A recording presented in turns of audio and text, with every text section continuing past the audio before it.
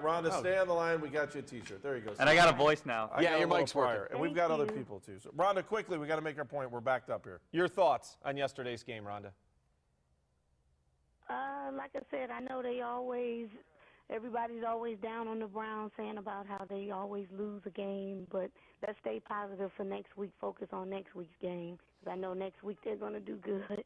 All right, Rhonda, they're going to have to beat the Browns. Let's go Browns. Let's beat the Steelers. Rhonda, thank that you. New trophy, that lost trophy will help us win next week. She's in on the trophy. I know. All right, Rhonda, thanks for calling. We're going to get you a T-shirt. Hang on the line. I'm going to put you on hold, okay? Hang on. Thank you, Rhonda. You're on hold right now. All right, I want to go to Bill Duff, who's been waiting in line, and I know Matt Hayes is hanging on, too. So, Matt, hang on a second. We're going to go to Bill Duff, former Brown. Hi, Bill. How are you today on the Wayside Furniture Skype line? I'm doing. All right, what did you think of yesterday's game? We looked terrible.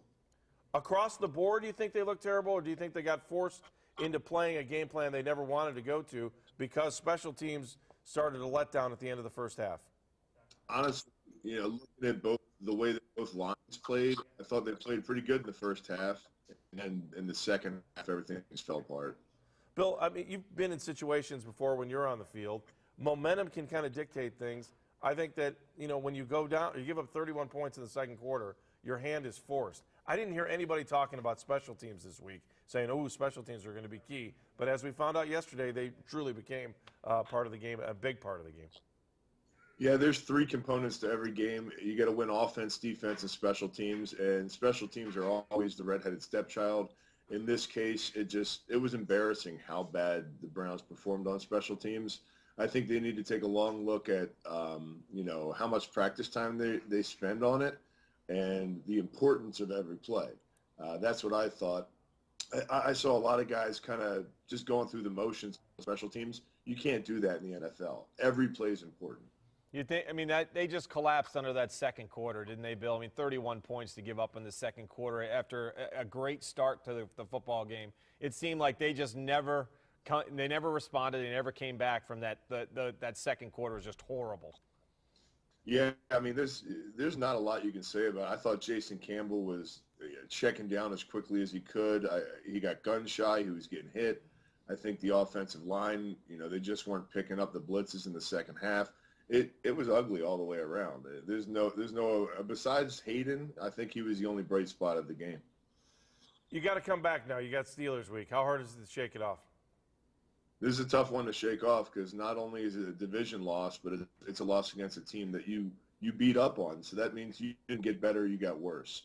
And I think that could be the moniker in their locker room this week, something to drive them because Pittsburgh's getting better. And we all saw it. If you saw Pittsburgh play yesterday, they look good. So it's a tough team coming in. It is a tough team. Bill Duff, thank you very much. Go see him out at the Powerhouse in Twinsburg, right? You're out there all day? All day long. All right, go see him. You want to get in shape? You want to look good? You want to look as tough as Bill does? You got to go see him right now. Go see him at the Powerhouse out in Twinsburg. Thank you, Bill. Appreciate it. All right, let's go back to our other Skype line. Matt Hayes, our good friend from New York City, hanging in. I saw you tweeting during the game. Your thoughts on what the Browns did or did not do yesterday? This is a little weird because if this was in role reversal, if we weren't talking about the Browns, we were talking about just, let's say you guys. Let's say you decided that you wanted a raise. You felt that you earned more money. You felt that it was ready for you guys to have a little bit more in your pot. And you went up to your bosses and said, I would like to have a little bit more money. And then you went out on air and did something extremely crazy, dropped F-bombs, did this, did that, and completely ruined everything and blew up the blew up the television station. They wouldn't give you the money. But the Browns, just a couple days ago, said, we would like $150 million for a new scoreboard, and because we have scoreboard envy. And then they went out and played like this. This isn't how you ask for a raise and then go out and prove how you deserve our money to give to you because you want to make things better. This was just slightly mind-boggling to watch, albeit the two don't have anything to do with each other, but I just kept scratching my head going, and you want to spend money because you have scoreboard envy now? Oh, okay. I think that's an interesting take on it because I think a lot of Browns fans, or at least some of them, are feeling that same way. With all the hype, with the new stadium renovations and everything that's coming up and what they want, coming in the week before this game, which you realize there was a lot of attention on this game because of what it meant, and then to turn around and basically do what they did yesterday. I think a lot of people are, whatever hands were on wallets are now back in pocket again. But the funny part is they'll still get the money no matter what anyway. It's okay. They could go and lose every single game the rest of the year. And yesterday, Chud said after the game, at one of the press conferences, they asked him about Campbell's performance, and he said, well, I'll take a look at it later to be able to assess it. Was he not watching the game at all yesterday? I'm starting to think maybe he's the one on the team that has scoreboard envy, wasn't paying attention to the game and looking up at their big screen going, oh, they do a kiss cam. We need to have that next year. Take notes of that. That's what we're going to do. Kiss cam. Yeah, because they kissed off the division yesterday, didn't they? Yeah, Bye-bye. pretty much. Mwah. Kind of all done at this point. But, hey, you know what? We could have been 0-10 by this point. Let's stay a little positive, shall we? Just a little positive. You're such the light at the end of my tunnel. You really are. All right, I'm feeling really weird right now about this game. Are you okay, Andy? I'm do you- okay. We still have an hour and 4 minutes left, so I better pace myself towards the weirdness that we're having. Pick it the up. show.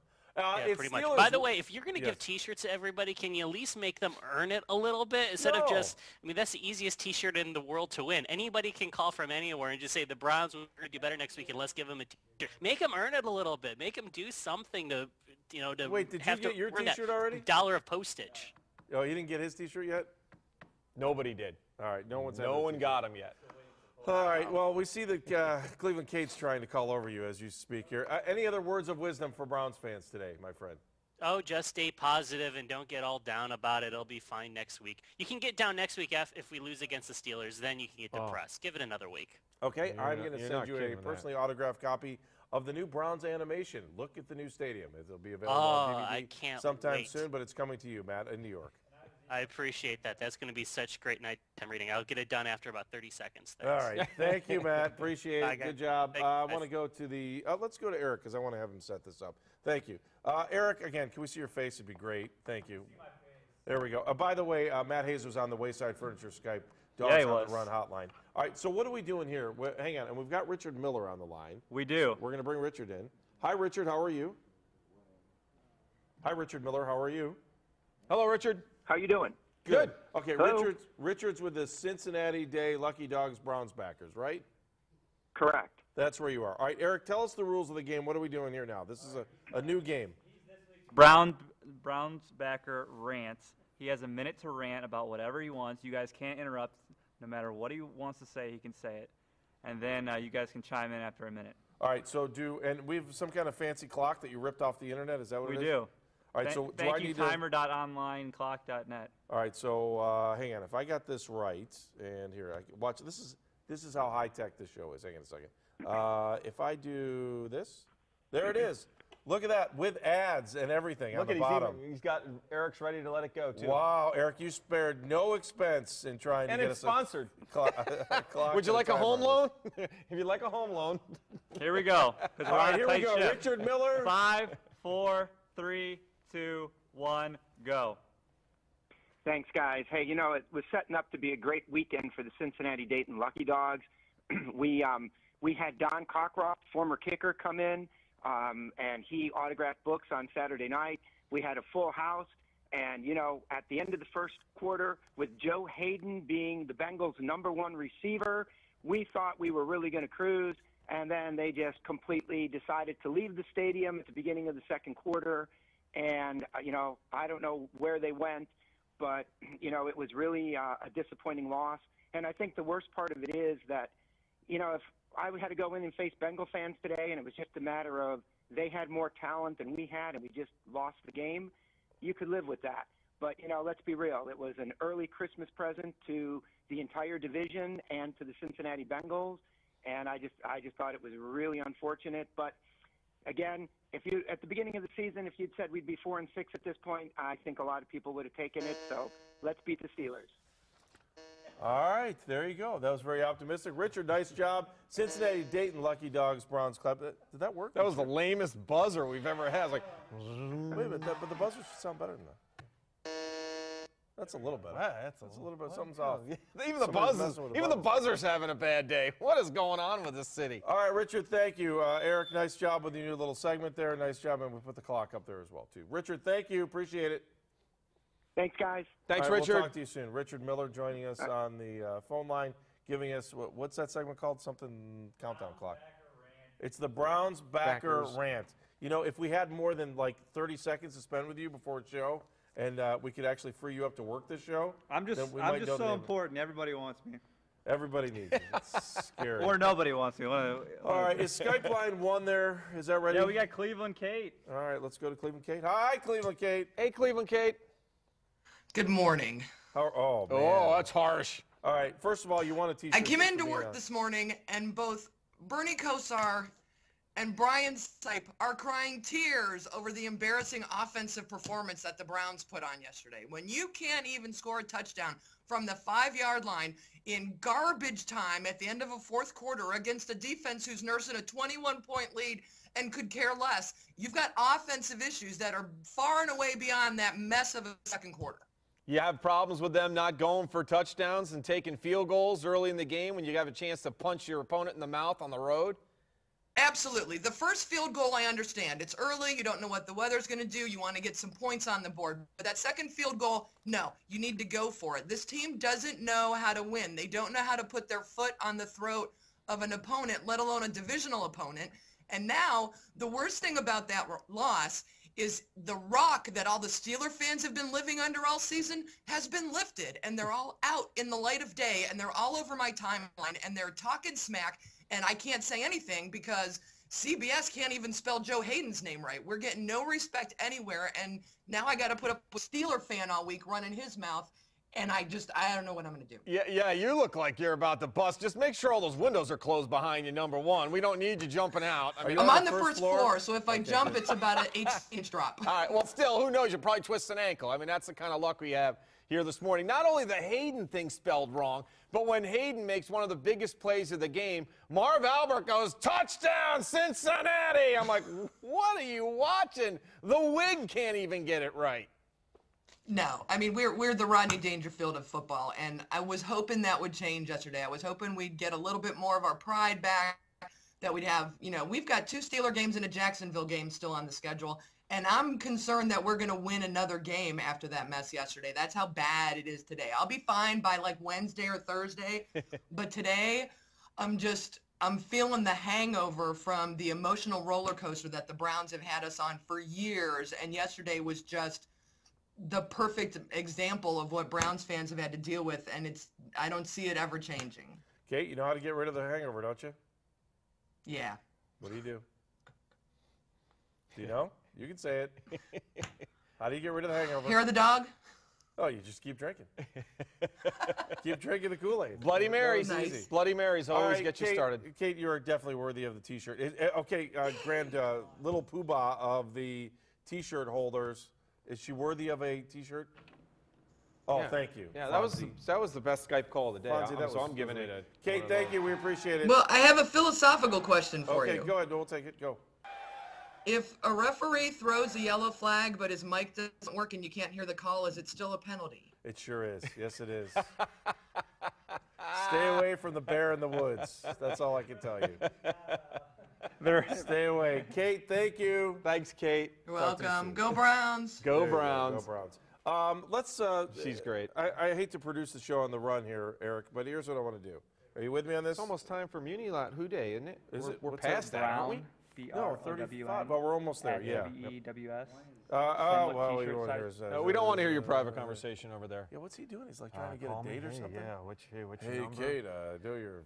Producer Eric, if I had a flag, I'd throw it on him. He's supposed to be the producer, not picking up Yes. all the people that call in. Here's what we're going to do, all right? All right, what do you want to do? What do you want to do? What do you want to do? We're going to face off. I got just one question because we're way behind. Wait a second. We already established what the face-off question was. Can we bring Kenny in on this too, Yes, since he's sitting there? yes. All right, Kenny, you're in on the face-off question today. All right, very good. A round table face-off. All right, if you, Eric, let's do this. You ask the question. If I don't like it, I'm going to change it. So go Okay. ahead. What is it? I want you to, what you believe, rank the AFC North on how you think it'll finish at the end of the year. All right, first of all, that's weak. We can answer that in about half a second. Second of all, would you please move away from the microphone? We'd like to see what you look like. Thank you. You can move forward. Let's go through this real quick. We're going to play TV 101 real fast. Perfect. Stand right there. You got it? Oh, my God. He's You need to put a big X on his table, Andy, so he knows where to sit and stand like they did Yeah. with Johnny Carson Mark, back where's in the my day. mark? Where's Where's my mark, Look, Andy? It's that great blue wall behind you. Oh, we can't tell it's blue. You're sitting in the dark. Yeah. Yes, we got your light. Where's my mark at? All right, quickly, And I mean really quick. Kenny, how's the division going to play out? And this is like a 5. If we had a clock for this, I would say put 5 seconds on it. How does the division play out? I think it's going to play out the way I thought it was going to play out before the season started. Cincinnati winning the division, Baltimore finishing second, and then you have the Browns and the Steelers battling for third and fourth, depending on what happens in the 2 head-to-head games. All right, go ahead. What do you got? Bengals are winning the division. I think it's the Ravens in second, and I agree. I think it's Browns and Steelers battling for third and fourth place. That's it. You're gonna look. I think this is going to be Bengals, and I think the Steelers are going to surprise you because their schedule is as light as Do you really? Yes. Oh, you know what? They can't stop it. You know, if there's one elixir for the Browns offense next week, it's the Steelers defense. Now, granted, they did a nice job in the second half yesterday, but they gave up 27 points in that first half. I think Matthew Stafford threw for over 300 yards and a half against them. If you can throw the football, you've got a chance against the Steelers. I heard Reggie Rucker saying this last night on the show at 11:30, Andy. I agree with him. I think the Steelers are going to try and outscore people because their defense isn't as effective. So the offense is going to be key for the Browns this week if they're going to have a chance, and they do have a chance this week against the Steelers. All right, I got a feeling that. And the Lions had 2 key drops on that final drive, Yes, they did. Kenny. Yep. One that, I mean, it was a beautiful ball thrown by Stafford. They would have been inside the, it was like inside the 20 had he make that catch, and it bounced off his chest. That was a ball game. I mean, right there. Apparently, you guys don't understand what I say. Just a couple seconds on this dumb question. Hang on a second. Now, let's do this now. I truly want to go inside the doghouse, and we do it like this. The doghouse. All right, so inside the doghouse now, I want to talk to you both about how aggressive Chud has been on 4th down. Good or bad? Let's take 15 seconds to do it. Kenny first.